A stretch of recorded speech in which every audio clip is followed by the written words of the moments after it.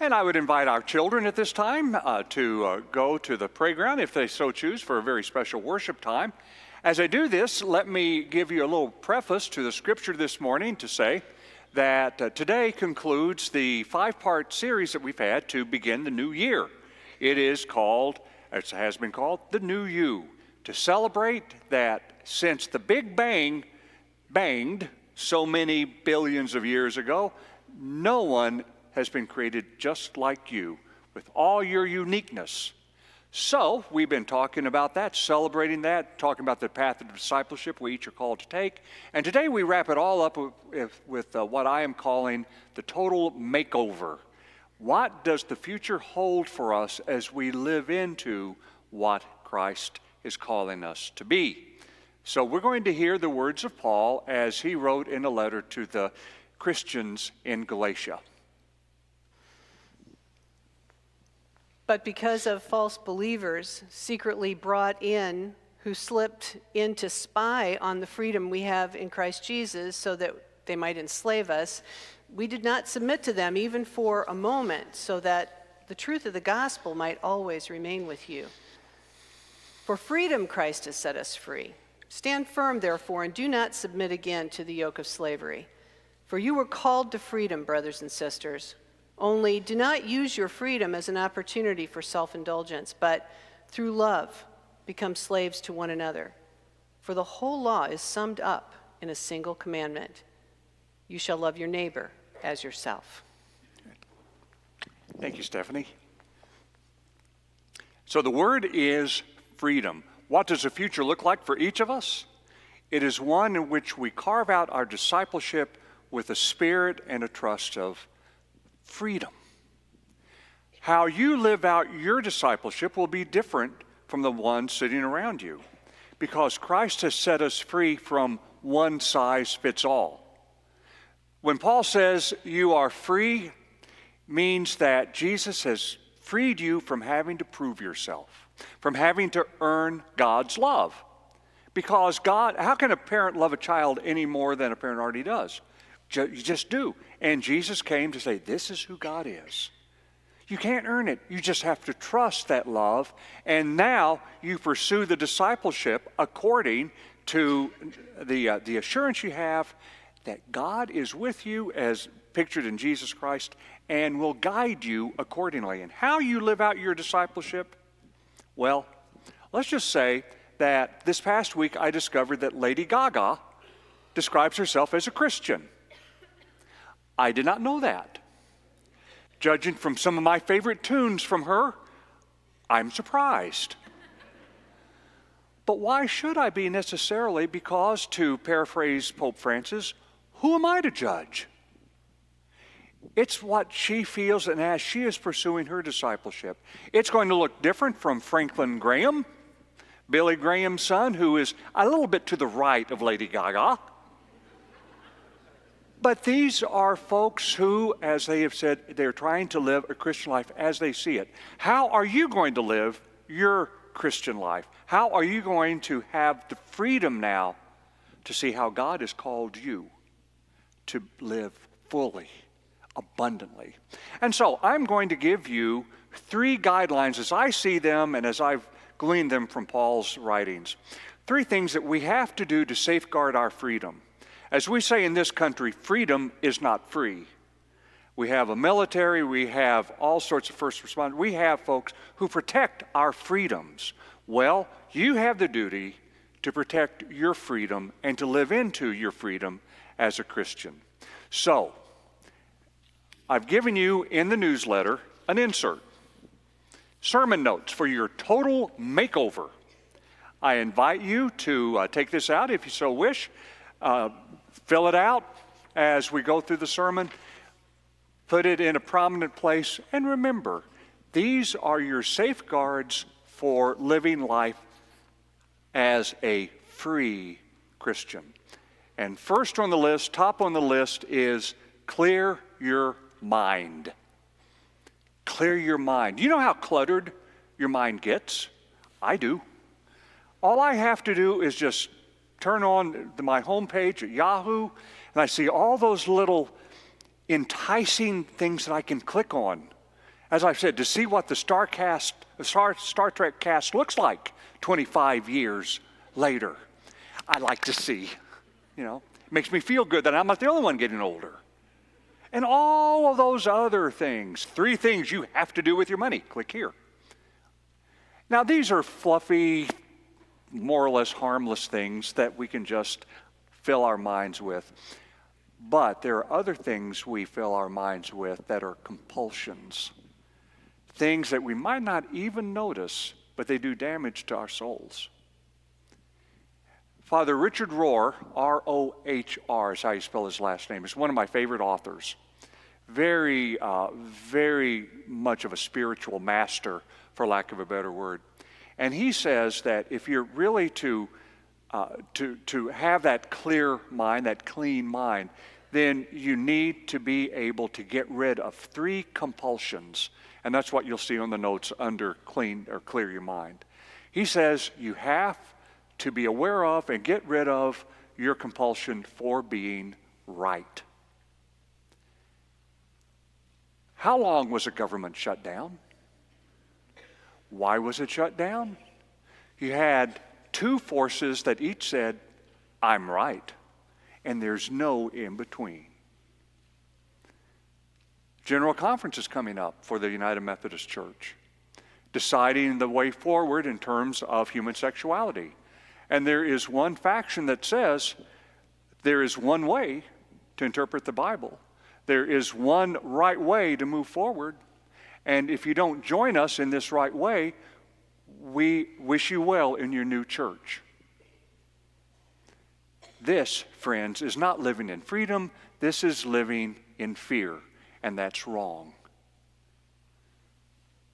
When we are in conversation with someone about anything, and you might disagree with them, what do? All the time they're saying what they're saying, you're thinking, will you be quiet so I can tell you the way it is? It's human nature. Whether it's in the government, whether it's in the church, or whether it's with someone we might disagree with over at Breadco, we have this tendency to want to be right. Well, I have news for you. You're not right, and neither am I. We're all frail creatures of dust. Do you remember those subatomic particles on a speck of a grain of sand planet whirling in infinity? How do we know what's right?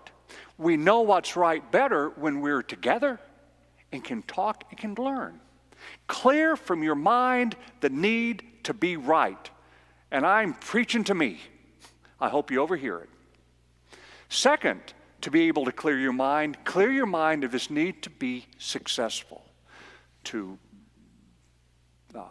elaborate on that resume, to feel good about your accomplishments, to get the corner office, to think that that is what it takes for you to win. Winning works in the realm of sports. Tonight at the Super Bowl, there's going to be a winner, there's going to be a loser. Personally, I think both are losers.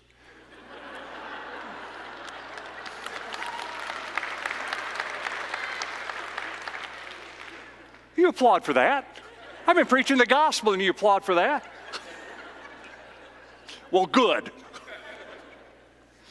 But it works in the realm of sports, but not in the realm of life. You know, Christ invites, as we'll say, Christ invites all to the table. All. The rich and the poor, the GED and the PhD, the people owning the 10-room mansion and the studio apartment, all around the table.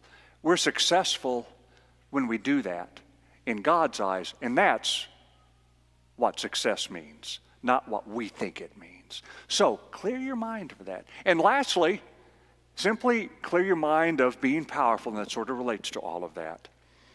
Jesus said, the best attitude you can have in your mind is this. If you want to be greatest, identify as most powerful, then you must be the servant, the weakest, the least powerful of all. That is Jesus' priority. Those who would worship me, Jesus said, must be those who serve one another. For the Son of Man, seated at the right hand of God the Father Almighty, came not to be served, but to serve. So those are the things, according to Father Rohr, and I think he's right on target, to be mindful of in your mind. Catch yourself trying to argue to be right. Catch yourself being caught up in the passion of success, and always be mindful that life lives in serving, not in being served. So that's the first thing in terms of safeguarding your freedom in Christ as you chart out your discipleship. Second thing is this: develop a confident spirit. Now, often we hear this in self-help books. Eliminate sentences that start with, I'm just, as in, I'm just not good enough. I'm just not having enough resources. I'm just a failure. And there's something very important to be able to eliminate those words from your vocabulary, of course. But I think more to the point is that we need to develop a confident spirit in terms of what God is calling us to be as unique brothers and sisters to one another and unique sons and daughters to God. By that I mean sometimes we hear in the prosperity gospel, just have faith, think positively, and God will give you your heart's desire. And that's not exactly right. As a matter of fact, that's not the gospel. That's a little more toward blasphemy if you ask me. What's more toward the gospel is you ask God to make you the person God wants you to be and the person others need you to be. That's a prayer from a colleague that I want to pray every day. And I try to, sometimes I forget. God, make me the person you want me to be and the person my family needs me to be, or my boss, or my coworkers, or my students need me to be. Because you see, then is when you can develop a confident spirit for what you need for your unique discipleship. What do you need to be? Do you need to be more patient? Do you need to be more grace-filled? Do you need to be more forgiving, letting go of grudges? Do you need to be more courageous, to stand up for what is right regardless of the cost? Do you need to be more sensitive to social justice issues? Whatever it is, pray for that with a confident spirit and act on that. Because as you do so, you are embodying the freedom that God calls you to be, Christ calls you to have. Because I do not think the biblical writers in the year 50 AD, 60 AD, foresaw the problem with nuclear disarmament, or the problem with the environment, or the problems we have in terms of racial strife or socioeconomic inequality between the nations. No, they didn't know that, but we know that. How do we translate all of those issues into what would Jesus say about it? This is what we need to be able to do. What do we need to do to be the disciple, the voice of Jesus, the feet and the hands of Jesus today, given this world? Develop a confident spirit of what you need.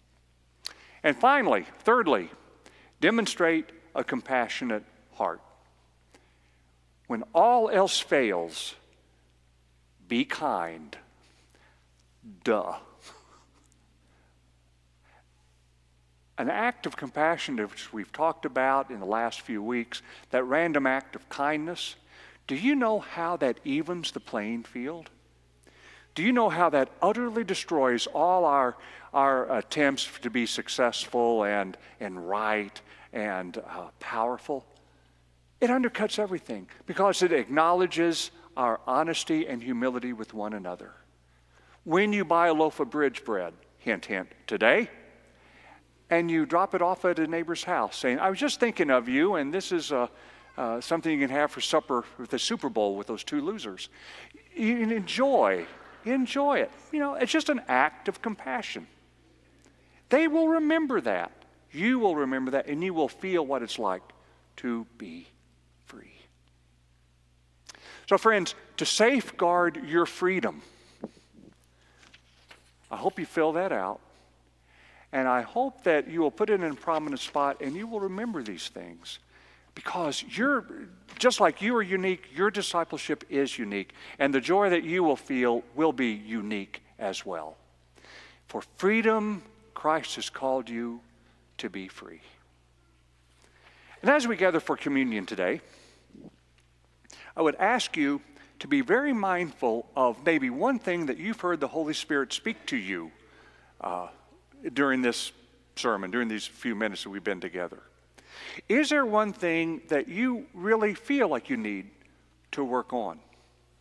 Is there something that by doing this you will be able to claim the freedom Christ gives you? Whatever it is, take that with you as you come to receive the signs that you don't have to do that alone.